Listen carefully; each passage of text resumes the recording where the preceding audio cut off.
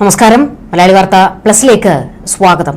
Shanghai ഉച്ചകോടി കഴിഞ്ഞപ്പോൾ ഇന്ത്യയുടെ ഒരു കരുത്തെന്താണ് എന്ന് ലോകത്തിന് ബോധ്യപ്പെട്ടു. അതോടൊപ്പം തന്നെ അമേരിക്കയ്ക്കും കാര്യങ്ങൾ ഏതാണ്ട് ബോധ്യപ്പെട്ടിരിക്കുന്നു. കഴിഞ്ഞൊരു ദിവസത്തെ ഏറ്റവും ശ്രദ്ധേയമായ ഒരു കാര്യം പുടിനും മോദിയും തമ്മിൽ കാറിലിരുന്ന്, അതായത് പുടിന്റെ കാറിലിരുന്ന് ഒരു 45 മിനിറ്റോളം രഹസ്യ ചർച്ച നടത്തിയതാണ്. എന്താണ് ഈ രഹസ്യ ചർച്ചയിലെ കാര്യങ്ങൾ എന്ന് തല പുകഞ്ഞ് വൈറ്റ് ഹൗസിൽ ഇരിക്കുകയായിരുന്നു ഈ 45 മിനിറ്റും ട്രംപ്. അപ്പോൾ ആ രഹസ്യ ചർച്ചയുടെ ആദ്യ വെടിക്കെട്ട് ഇപ്പോൾ ഉണ്ടായിട്ടുണ്ട്. ഒരു വലിയ സ്ഫോടനം അമേരിക്കയുടെ നെഞ്ചത്തോട്ടിട്ട് പൊട്ടിയിരിക്കുകയാണ്. അതായത് ആയുധക്കരാറിൽ അമേരിക്കയെ തള്ളിക്കൊണ്ട് റഷ്യയുമായുള്ള കൈകൊടുപ്പിന് ഇന്ത്യ തയ്യാറെടുക്കുന്നു. ഇന്ത്യയെ സംബന്ധിച്ചിടത്തോളം ഇത് നിർണായകമായ ഒരു നീക്കമാണ്. ഗുണകരമായ ഒരുപാട് കാര്യങ്ങൾ ഈ കരാറിലൂടെ ഇന്ത്യക്ക് ഉണ്ടാകാൻ പോകുന്നു. അതിൽ ഏറ്റവും പ്രധാനപ്പെട്ടത് Su-57 എന്ന ആയുധ കരാറിന്റെ ആയുധം വാങ്ങാൻ പോർ വിമാനം വാങ്ങാൻ പോകുന്നു എന്നല്ല, അത് ഇന്ത്യയിൽ നിർമ്മിക്കുന്നതിനുള്ള ശക്തമായ ഒരു നീക്കത്തിലേക്ക് റഷ്യയും കടന്നിരിക്കുന്നു എന്നുള്ളതാണ്. മുൻപ് ഇതേ ഒരു ഓഫറുമായിട്ട് റഷ്യ നമുക്ക് മുൻപിൽ വന്നതാണ്. അന്ന് പക്ഷേ നമ്മൾ അമേരിക്കയുമായി സൗഹൃദമായതുകൊണ്ട് ഒരു തീരുമാനം, ചർച്ചയിലൂടെ തീരുമാനങ്ങൾ എടുക്കാം എന്നുള്ള ഒരു നീക്കമായിരുന്നു. പക്ഷേ ഇന്നിപ്പോൾ ഇന്ത്യ തീരുമാനിച്ചിരിക്കുന്നു ആ ഒരു കരാറിലേക്ക് പോകാൻ. നിർണായകമായ നീക്കങ്ങൾ നടന്നിരിക്കുന്നു. ഷാങ്ഹായ് ഉച്ചകോടി കഴിഞ്ഞതോടുകൂടി ത്രിമൂർത്തികളുടെ ഉയിർപ്പ്, അമേരിക്കയുടെ സകല കണക്കുകൂട്ടലുകളെയും തെറ്റിച്ചുകൊണ്ടുള്ള ഒരു പുതിയ ലോകക്രമം ഉരുവാകാൻ പോകുന്നു എന്നുള്ളതിന്റെ സൂചനകൾ. ശരിക്കും ട്രംപ് അതിബുദ്ധി കാണിച്ച് അടി മേടിച്ചില്ലേ? അതെ, ട്രംപ് ഇപ്പോൾ ഭയന്ന് തന്നെയാണ് സംഭവിച്ചിരിക്കുന്നത്. കാരണം ട്രംപ് ആദ്യം പറഞ്ഞത് താരിഫ് യുദ്ധത്തിൽ ഇന്ത്യയെ അങ്ങ് താറടിച്ചു മാറ്റാം എന്നുള്ളൊരു വിചാരത്തിലാണ് ട്രംപ് ഉണ്ടായിരുന്നത്. കാരണം അതിനുള്ള പ്രധാന ദേഷ്യം ഉണ്ടായിരുന്ന, നമ്മൾ പലപ്പോഴും പറഞ്ഞതുപോലെ തന്നെ നോബൽ സമ്മാനത്തിന് ഏറാൻ മൂളിയില്ല. അതിന്റെ മറ്റു ചില കാര്യങ്ങൾ അതിൽ വെച്ച് തുടങ്ങിയതാണ് ഈ ഓരോ പ്രശ്നങ്ങളും. അത് കഴിഞ്ഞ് താരിഫ് യുദ്ധത്തിൽ എന്തായാലും നമ്മളെ അങ്ങ് താഴ്ത്തി കെട്ടാമെന്ന് വിചാരിച്ചു. പക്ഷെ ആ സമയത്താണ് ഇപ്പൊ ഈ ഷാങ്ഹായ് ഉച്ചകോടി നടന്നതും 3 വമ്പന്മാർ ഒരുമിച്ച് ഒരേ വേദിയിൽ വന്നതും. അതിലും ഏറ്റവും കൂടുതൽ ട്രംപിന് വിഷമമായിട്ടുള്ള കാര്യം ശരിക്കും പറഞ്ഞു കഴിഞ്ഞാൽ ഈ 45 മിനിറ്റ് പുടിന്റെ കൂടെ മോദി ഡ്രൈവ് ചെയ്തു പോയി എന്നുള്ളതാണ്. അതിനേക്കാൾ കൂടുതൽ പുടിൻ 10 മിനിറ്റോളമാണ് കാത്തു നിന്നത്. അദ്ദേഹം കാറിന്റെ അവിടെ വെയിറ്റ് ചെയ്യുകയായിരുന്നു. മോദി വരുന്നതിന് വേണ്ടി 10 മിനിറ്റോളം വെയിറ്റ് ചെയ്തു. അപ്പോൾ ഇതൊക്കെ വലിയ ഒരു ട്രംപിന് ഭയങ്കര നാണക്കേടുണ്ടാക്കുന്ന ഒരു സംഭവമായി പോയി. എന്ന് മാത്രമല്ല, ആ സമയത്ത് തന്നെ പാകിസ്ഥാനിലത്തെ ഷഹബാസ് ഷെരീഫ് അവിടെ നിന്നിരുന്നു. അദ്ദേഹം വളരെ അന്തം വിട്ട് നോക്കി നിൽക്കുകയായിരുന്നു. ഇവർ രണ്ടുപേരും കയറി പോകുമ്പോൾ, പുടിനും മോദിയും കൂടി കയറി പോകുമ്പോൾ ആരും മൈൻഡ് ചെയ്തില്ല. അങ്ങനെയുള്ള പ്രശ്നങ്ങളൊക്കെ ഉണ്ടായിരുന്നു. എന്തായാലും ഇപ്പോൾ ഈ Su-57 ആണ് ഇനി നമുക്ക് കരുത്ത് നൽകേണ്ടത് എന്ന് ഉറക്കെ പ്രഖ്യാപിച്ചിരിക്കുകയാണ് ഇന്ത്യ. അമേരിക്കയുടെ F-35 പോർ വിമാനങ്ങൾ വേണ്ട എന്ന് തന്നെ വെച്ചു. ഇത് ആയുധ വിപണിയിൽ അമേരിക്കയ്ക്ക് വലിയൊരു അടിയാണ് ഇതിൽ കിട്ടിയിട്ടുള്ളത്. റഷ്യയുടെ Su-57 മതിയെന്ന് തീരുമാനിച്ചതോടുകൂടി US-ന്റെ F-35 എന്നുള്ള യുദ്ധവിമാനം നമ്മൾ പരക്കെ വേണ്ട എന്ന് പറയാണ്. ഇനി അതുമായി ബന്ധപ്പെട്ടിട്ടുള്ള ഒരു കാര്യങ്ങളും ഇനി നമുക്ക് വേണ്ട. എന്തായാലും ഈ F-35 വിമാനം നമുക്കിപ്പോൾ വിമാനങ്ങളോ അല്ലെങ്കിൽ പോർ വിമാനങ്ങളോ ഒന്നും തന്നെ വേണ്ട എന്ന് ഇന്ത്യ തീരുമാനിച്ചിരിക്കുന്നു. ഇനി അങ്ങോട്ട് എങ്ങനെയാണ് ഇന്ത്യ ഡീൽ ചെയ്യേണ്ടത് എന്നുള്ള പേടിയിലിരിക്കുകയാണ് ട്രംപ്. ഇവിടെ നമ്മൾ കാണേണ്ട ഒരു, ഇപ്പൊ പറഞ്ഞല്ലോ, ആയുധ വിപണിയിൽ വലിയ തിരിച്ചടി അമേരിക്കയ്ക്ക് ഈ ഒരു നീക്കം കൊണ്ട് ഉണ്ടാകാൻ പോകുന്നു എന്നുള്ളത് ഏറ്റവും പ്രധാനപ്പെട്ട ഒരു പോയിന്റാണ്. കാരണം ഈ Su-57 എന്ന് പറയുന്നതും അമേരിക്കയുടെ F-35 ഏകദേശം ഒരേ മോഡലുകളാണ്. ചെറിയ വേരിയേഷൻസ് ആണ് ഉള്ളത്. അപ്പോൾ ഈ രണ്ട് പോർ വിമാനങ്ങളാണ് വിപണിയിൽ പരസ്പരം ഏറ്റുമുട്ടുന്നതും. വമ്പൻ രാജ്യങ്ങൾക്കൊക്കെ F-35 ആണോ Su-57 ആണോ വേണ്ടത് എന്നുള്ള ഒരു സംശയം പല ഘട്ടങ്ങളിലും ഉയർന്നു വരാറുണ്ടെങ്കിലും ഇന്ത്യ ഒരു വലിയ പ്രഖ്യാപനം നടത്തിയിരിക്കുന്നു. ഞങ്ങൾ ആ ഒരു കരാറുമായി മുൻപോട്ട് പോകുന്നു, അതിന്റെ നിർമ്മാണം ഇന്ത്യയിൽ നടപ്പാക്കാൻ പോകുന്നു എന്നുള്ളത്. അത് ഒരു വലിയ, അപ്പോൾ അത് Su-57 പ്രാധാന്യം കൊടുത്തുകൊണ്ട് ഇന്ത്യ സംസാരിച്ചിരിക്കുന്നു എന്നുള്ളത് അമേരിക്കയെ സംബന്ധിച്ചിടത്തോളം വലിയൊരു തിരിച്ചടിയാണ്. നമുക്കറിയാം, യുക്രൈനിൽ യുദ്ധം നടക്കുന്ന സമയത്ത് അമേരിക്കയുടെ ഈ F-35 റഷ്യയുടെ SU-57 ആണ് അടിച്ചു താഴെയിട്ടത്. അപ്പോൾ അത്തരത്തിൽ ഒരു വലിയ നാണക്കേടിന്റെ പക്കിൽ നിൽക്കുകയായിരുന്നു അമേരിക്ക. അപ്പോൾ ആ ഒരു പ്രശ്നമൊക്കെ പരിഹരിച്ചൊന്ന് തല ഉയർക്കാൻ നോക്കുമ്പോഴാണ് ഇപ്പോൾ SU-57 ഇന്ത്യയിൽ നിർമ്മിക്കുന്ന കരാറുമായി റഷ്യയും ഈ പറയുന്ന ഇന്ത്യയും കരാറിൽ ഒപ്പുവെക്കാൻ പോകുന്നു എന്നുള്ള ഒരു വലിയ വെള്ളിടി വന്ന് വീണിരിക്കുന്നത്. ഇനി ഈ F-35 വാങ്ങാൻ കാത്തിരുന്ന രാജ്യങ്ങളൊക്കെ ഇനി റഷ്യയിലേക്ക് തിരിയുമോ എന്നുള്ള ഒരു ഭയം അമേരിക്കയ്ക്ക്. അങ്ങനെയാണെങ്കിൽ ട്രംപിന് വലിയ അടിയായിരിക്കും കിട്ടാൻ പോകുന്നത്. കാരണം ആയുധ വിപണി മൊത്തം തന്നെ തകർന്ന് താഴെ പോകും. അത്തരത്തിലുള്ള ഒരു പ്രതിസന്ധി ഇപ്പോൾ മുന്നിൽ കാണുന്നുണ്ട്. ഈ ഒരു ഘട്ടം വന്നു നിൽക്കുന്നത് കൊണ്ട് തന്നെ ട്രംപിന് നേരെ വലിയ വിമർശനങ്ങൾ ഇപ്പോൾ സർക്കാരിൽ നിന്ന് വരുന്നുണ്ട്. ഇതുകൂടാതെ മുൻ സർക്കാരുകളിലെ സുരക്ഷാ ഉപദേഷ്ടാക്കളൊക്കെ തന്നെ ട്രംപിന്റെ മണ്ടത്തരത്തെ അതിശക്തമായി വിമർശിക്കുകയാണ്. പക്ഷെ ഇപ്പോൾ ഇതിന്റെ ഒപ്പം തന്നെ മരുന്നിന് വില കൂട്ടുമെന്ന് അത് ഈ ഷാങ്ഹായ് ഉച്ചകോടി കഴിഞ്ഞതിന്റെ പൊള്ളലാണ്. അതിന്റെ ഒരു പകപോക്കലിന് വേണ്ടിയിട്ടാണ് ഇപ്പോൾ അതായത് ഇന്ത്യയും റഷ്യയും തമ്മിൽ SU-57 കരാറിൽ ഒപ്പുവെക്കാൻ പോകുന്നു എന്നുള്ള വിവരം പുറത്തു വന്നതിന് പിന്നാലെയാണ് ഇപ്പോൾ ഒരു കടുത്ത നീക്കത്തിലേക്ക് ഈ പറയുന്ന അമേരിക്ക കടന്നിട്ടുണ്ട്. അതായത് മരുന്നുകൾക്ക് തീരുവ കൂട്ടുന്നത് 200% വരെ കൂട്ടുമെന്നാണ് പറഞ്ഞിരിക്കുന്നത്. അതായത് മറ്റു രാജ്യങ്ങളിൽ നിന്നുള്ള മരുന്നുകൾക്ക് 200% കൂട്ടും. അത് ഈ പറയുന്ന ഷാങ്ഹായ് ഉച്ചകോടിയുടെ പൊള്ളലിലാണ് പറഞ്ഞിരിക്കുന്നത്. പക്ഷെ ഇത് വലിയ തോതിൽ അമേരിക്കക്കാരെ തന്നെയാണ് ബാധിക്കാൻ പോകുന്നത്. ഇത്രയും വലിയ തീരുവ കൊടുത്ത് സാധനങ്ങൾ ഇറക്കേണ്ടി വരിക എന്ന് പറയുന്നത് വലിയൊരു പ്രതിസന്ധിയാണ്. അപ്പോൾ സ്വന്തം ഈ കലി ഇളകിയിട്ട് കണ്ണു കാണാൻ വയ്യാതിരിക്കുന്ന ട്രംപ് സ്വന്തം ജനതയെ കൂടി ഇപ്പോൾ വെട്ടിലാക്കുകയാണ്. തീരുമാനങ്ങളാണ്. നമുക്ക് ഈ ആയുധ കരാറിലേക്ക് തന്നെ വരികയാണെങ്കിൽ ശരിക്കും പറഞ്ഞു കഴിഞ്ഞാൽ നമുക്ക് ഈ 2 യുദ്ധവിമാനങ്ങൾ തമ്മിൽ ഒരുപാട് സാമ്യതകളുണ്ട്. എന്നാൽ ഒരുപാട് പലതരത്തിലുള്ള വ്യത്യാസങ്ങളും ഉണ്ട്. ഈ SU-57 ഇന്ത്യയിൽ നിർമ്മിക്കാൻ പോകുന്നു എന്ന് പറയുമ്പോൾ മറ്റു പല ഓഫറുകൾ കൂടിയാണ് ഇന്ത്യക്ക് റഷ്യ വെക്കുന്നത്. അതായത് ഈ കരാറിലേക്ക് ഇന്ത്യ എത്തണം എന്നുള്ളത് കൊണ്ടാണ് ഒരു രാജ്യങ്ങൾക്ക് മുൻപിലും വെക്കാത്ത പല ഓഫറുകളും റഷ്യ നമുക്ക് മുൻപിൽ തുറന്നു വെച്ചിരിക്കുന്നു. അതിന്റെ കൂടുതൽ വിവരങ്ങളാണ് നമുക്ക് അറിയേണ്ടത്. SU-30 MKI വിമാനങ്ങൾ നിർമ്മിക്കാൻ നിലവിൽ നാസിക്കിലെ HAL പ്ലാന്റിന് ഇപ്പോൾ തന്നെ റഷ്യയുടെ ലൈസൻസ് ഉണ്ട്. ഈ നിർമ്മാണ കേന്ദ്രത്തിൽ തന്നെ അത്യാവശ്യം പരിഷ്കരണങ്ങളെല്ലാം നടത്തുകയാണെങ്കിൽ SU-57 യുദ്ധവിമാനങ്ങൾ നിർമ്മിക്കാൻ വളരെ ഈസി ആയിട്ട് തന്നെ സാധിക്കും. ഇതിന് എത്രത്തോളം നിക്ഷേപം വേണ്ടിവരും എന്നതുൾപ്പെടെയുള്ള സാധ്യതാ പഠനമാണ് ഇപ്പോൾ റഷ്യ നടത്തുന്നത്. ഇവിടെ കുറച്ചൊരു മാറ്റങ്ങൾ വരുത്തി ഒന്ന് നവീകരിച്ചെടുത്താൽ എത്ര മാത്രം എമൗണ്ട് ഇൻവെസ്റ്റ് ചെയ്താലാണ് കൂടുതൽ ലാഭകരമായിട്ട് ഇത് നടത്തിക്കൊണ്ടുപോകാൻ പറ്റുക എന്നുള്ള രീതിയിലുള്ള പഠനമാണ് ഇപ്പോൾ നടന്നുകൊണ്ടിരിക്കുന്നത്.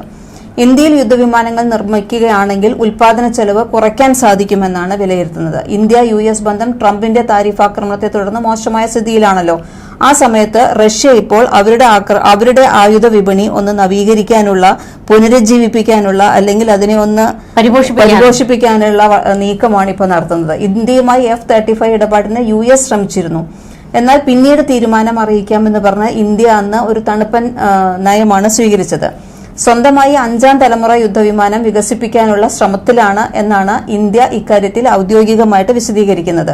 എന്നാൽ റഷ്യയുമായുള്ള കൂടുതൽ പ്രതിരോധ ഇടപാട് ഉണ്ടായേക്കും എന്ന് തന്നെയാണ് ഇപ്പോൾ പുറത്തുവരുന്ന റിപ്പോർട്ടുകൾ. അപ്പോൾ ഇന്ത്യയിൽ വെച്ച് തന്നെ കൂടുതൽ ആയുധങ്ങൾ ഉണ്ടാക്കാൻ തന്നെയാണ് ഇപ്പോൾ തീരുമാനമായിട്ടുള്ളത്. ഇന്ത്യ റഷ്യയുമായി കൂടുതൽ കരാറുകളിലേക്ക് കടക്കുക എന്ന് പറഞ്ഞു കഴിഞ്ഞാൽ അതിലേറ്റവും ക്ഷീണം വരുന്നത് ഇപ്പോൾ US തന്നെയാണ്. പിന്നെ സുഖോയ് SU-57 അതിന്റെ കരാറുമായിട്ട് മുന്നോട്ട് പോകുന്നത് തന്നെയാണ് ഇന്ത്യക്ക് ഗുണകരമായിട്ടുള്ളത്. ആയുധ കരാറിൽ മുൻപും റഷ്യയും ഇന്ത്യയുമായിട്ട് നമ്മൾ ചർച്ചകളെല്ലാം നടത്തിയിരുന്നു. സുഖോയ് SU-57 സോഴ്സ് കോഡ് നൽകാമെന്ന് റഷ്യ നമുക്ക് വാഗ്ദാനം ചെയ്തിരുന്നതുമായിരുന്നു. ഇന്ത്യക്ക് F-35 വിൽക്കാനുള്ള US നീക്കം ശക്തി പ്രാപിച്ചുകൊണ്ടിരിക്കുന്ന സമയത്തിനിടയിലാണ് ഇപ്പൊ റഷ്യ ഇന്ത്യയുമായിട്ട് അടുക്കുന്നത്. കാരണം ഇന്ത്യയെ സംബന്ധിച്ചിടത്തോളം അല്ലെങ്കിൽ റഷ്യയെ സംബന്ധിച്ചിടത്തോളം വളരെ കാലം മുമ്പുള്ള ചിരപരിചിതരായിട്ടുള്ള സുഹൃത്തുക്കളാണ്. സോവിയറ്റ് യൂണിയൻ കാലം മുതലേ ഇന്ത്യയുമായിട്ട് അടുപ്പമുണ്ട്. പിന്നീട് കുറച്ചു കാലം റഷ്യയുമായിട്ട് ഇത്ര വലിയൊരു ആയുധ കച്ചവടത്തിനും ഇതിനൊന്നും പോയിരുന്നില്ല. പകരം അമേരിക്കയുമായിട്ട് കൂട്ടുകെട്ടുകൾ വന്നിരുന്നു. ആ സമയം അങ്ങനെ കുറച്ച് മുന്നോട്ട് പോയിരുന്നു എങ്കിൽ തന്നെയും ഇപ്പോൾ വീണ്ടും പരമ്പരാഗതമായ സുഹൃത്തിനെ തന്നെ കൂടെ നിർത്താനാണ് വളരെ അസാധാരണമായിട്ടുള്ളൊരു നീക്കവുമായിട്ട് റഷ്യ മുന്നോട്ട് വന്നിട്ടുള്ളത്. വ്യോമസേനയെ നവീകരിക്കാനുള്ള ലക്ഷ്യവുമായി മുന്നോട്ടു പോകുന്ന ഇന്ത്യയെ തങ്ങളുടെ സാങ്കേതിക വിദ്യയിലേക്ക് കൂടുതൽ ആകർഷിക്കുക എന്നുള്ളതാണ് റഷ്യയുടെ ലക്ഷ്യം. അപ്പോൾ അവരുടെ ഉയർന്ന സാങ്കേതിക വിദ്യ കൊണ്ട് ഇന്ത്യയിലേക്ക് കൂടുതൽ, അത് ഇന്ത്യക്കും ഗുണകരം തന്നെയായിരിക്കും. കാരണം ഉൽപാദന ചെലവ് കുറയുമെന്നത് റഷ്യക്ക് ഗുണകരമാകുന്നത് പോലെ തന്നെ ഇന്ത്യയിലും സാങ്കേതിക വിദ്യയുടെ മികവുണ്ടാകും. തൊഴിൽ വിപണ രംഗത്തൊക്കെ ഒരുപാട് വളർച്ചയുണ്ടാകും. പ്രൊഡക്ഷൻ രംഗത്ത് വളരെയധികം ഉയർച്ചയുണ്ടാകും. അതുകൊണ്ട് ഇന്ത്യക്കും അത് ഗുണം തന്നെയാണ്. ഇപ്പൊ US-ന്റെ F-35 എന്ന 5ാം തലമുറ യുദ്ധവിമാനത്തിന് ബദലായിട്ടാണ് ഇരട്ട എഞ്ചിൻ യുദ്ധവിമാനമായ Su-57 റഷ്യ അവതരിപ്പിച്ചിട്ടുള്ളത്. ഇതിന്റെ കയറ്റുമതി പതിപ്പാണ് Su-57E. ഇതിന്റെ മുഴുവൻ സോഴ്സ് കോഡും നൽകാമെന്ന ഓഫറാണ് റഷ്യ ഇപ്പോൾ മുന്നോട്ട് വെച്ചിട്ടുള്ളത്. അപ്പോൾ ശബ്ദത്തെക്കാൾ 2 മടങ്ങ് വേഗതയിൽ പറക്കാൻ കഴിയുന്ന മൾട്ടി റോൾ യുദ്ധവിമാനമാണ് ഈ Su-57 എന്ന് പറയുന്നത്. പരമാവധി 1500 കിലോമീറ്റർ ദൂരം വരെ ഇതിന് പറന്നെത്താൻ കഴിയുമെന്നാണ് പറയുന്നത്. 10 ടണ്ണോളം ഭാരം വരുന്ന അത്രയും 10 ടണ്ണോളം ഭാരം വഹിക്കാൻ കഴിവുള്ള അത്രയും ആയുധങ്ങൾ വഹിക്കാനുള്ള ശേഷിയുള്ള യുദ്ധവിമാനമാണ് Su-57 എന്ന് പറയുന്നത്. അതുപോലെ തന്നെ റഡാർ നിരീക്ഷണങ്ങളെ കബളിപ്പിക്കുന്ന സ്റ്റെൽത്ത് സാങ്കേതിക വിദ്യയുണ്ട്. അത്യാധുനിക ഏവിയോണിക്സ് വിമാനങ്ങളിൽ ഉപയോഗിക്കുന്ന ഇലക്ട്രോണിക് സംവിധാനങ്ങളുണ്ട്. ശക്തമായ എഞ്ചിനുണ്ട്. കുത്തനെയും ചെരിഞ്ഞും കുതിച്ചും ഒക്കെ പറക്കാനുള്ള കഴിവുണ്ട്. ഇതെല്ലാം ഈ യുദ്ധവിമാനത്തിനെ മറ്റ് വിമാനങ്ങളിൽ നിന്നും വളരെയധികം മാറ്റം വരുത്തുന്നതാണ്. നമുക്കറിയാം നമ്മുടെ ഒരു പ്രകൃതി, അതായത് ഭൂപ്രകൃതിക്ക് അനുസരിച്ചുള്ള ഒരു ഉപയോഗിക്കാൻ പറ്റുന്ന വിമാനങ്ങളാണ് Su-57 എന്ന് പറയുന്നത്. ഇത് ഏറ്റവും പ്രധാനപ്പെട്ടതെന്ന് പറയുന്നത് ഈ സോഴ്സ് കോഡ് നമുക്ക് നൽകാമെന്ന് പറയുന്നത്, അതായത് F-35ന്റെ സോഴ്സ് കോഡ് അമേരിക്ക ഒരു രാജ്യങ്ങൾക്കും കൈമാറിയിട്ടില്ല. അപ്പോൾ ഇതിന്റെ സോഴ്സ് കോഡ് നമുക്ക് കൈമാറാം എന്ന് പറയുമ്പോഴത്തേക്ക് ഇതിന്റെ അറ്റകുറ്റപ്പണികളൊക്കെ നടത്താൻ നമുക്ക് കുറച്ചുകൂടി എളുപ്പമാണ്. അതുമാത്രമല്ല റഷ്യയുടെ ഇടപെടലുകൾ ഒന്നുമില്ലാതെ സ്വതന്ത്രമായിട്ട് ഇതിനെ പരിഷ്കരിക്കാനും ഇന്ത്യക്ക് സാധിക്കും.